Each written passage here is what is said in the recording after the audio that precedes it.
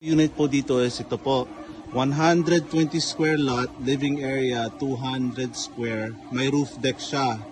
Asking price is 13M. It's 5 bedroom, 6 bathroom, 2 car garage. Ito po yung gate, pasok po tayo, tignan natin, ayan po siya. Ayan o, ayan. So, yung entrance alone is very elegant. Diba, tingnan yung brown with light gold. Ito po yung main door. Ganda ng kulay, di ba? Ito po yung living room. Living area. So yan, may kasama na pong mga ilaw. Saka ito pong ilaw na to, tricolor, oh. Iba-iba. Pwedeng palit-palitan. So ngayon, dito po tayo. Ito yung dining area. Ito po yung kitchen. On natin yung light. Yan po. May dining light na din. Ito yung center island. Yan po yung drop light niya. Sobrang ganda, di ba? Oh. Ganda. Yan po. Solid surface. Lahat po ito is soft close. Soft close cabinet modular. May kasama ng exhaust, saka stove. Ito po yung sink. Ito rin, nilagyan po namin ng pantry. Yan po. Saka pag gusto malaman ng buyer nasa yung fridge, doon yung fridge, dito yung dining table, living room area. Malaki po yung unit. Dito po tayo sa service area. Service area po ito yung dirty kitchen. Yan, may sink na rin. Yan o, yung tiles nyo, ganda. So covered na din po siya, covered. May room po dito. Tignan muna natin yung powder room. Ito yung powder room. Yan for the guests. Yan po yung tiles. Yan po. Yan. Ayan yung drop light niya po. Yan po. Yan po ang powder room. Tayo na po sa bedroom. Tignan natin yung bedroom dito. Ito po yung bedroom sa baba.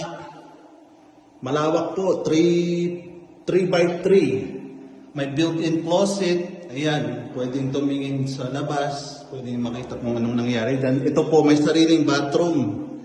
Yan po, sink, toilet, saka may shower. Ito po yung drop light niya. Yan po. Tayo na po sa second floor. Tignan natin yung second floor. Yan, ang ganda oh.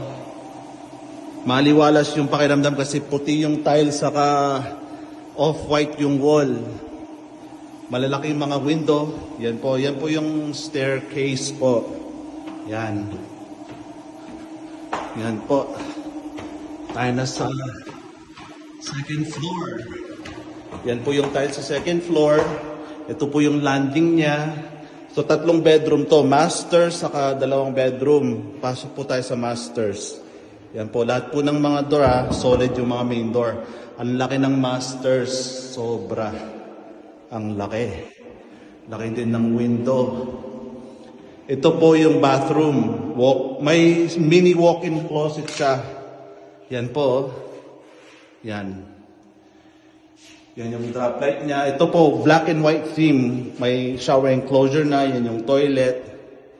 So maganda po. Maganda. Tayo na sa bedroom number 2. Sa second floor. Yan. Yan po, may cabinet. Malaki yung cabinet. Pwede mong study area doon. Ito yung bed. Doon yung TV.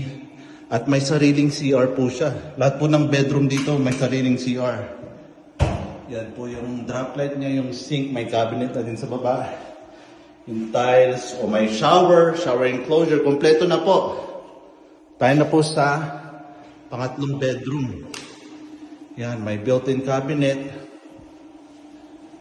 Ito po siya, yan o. Yan. At may sariling bathroom din. Ito po yung bathroom niya. Yan. Yan yung mga tiles. Shower with shower enclosure.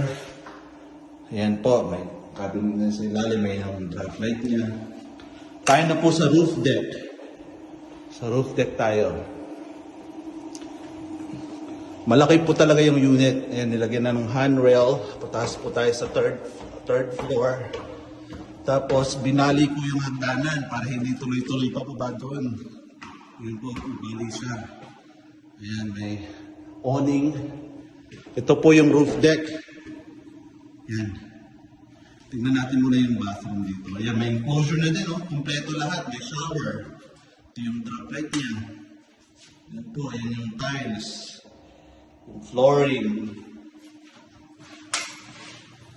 Ito po yung fifth bedroom sa taas. Sukat niya is 3.2 by 3.2. So malaki po siya. Tapos maganda pa yung view sa labas. May built-in closet. Ayan na sa roof deck mismo. Ito po yung roof deck. Ayan, may magandang view dito sa taas. Yan po.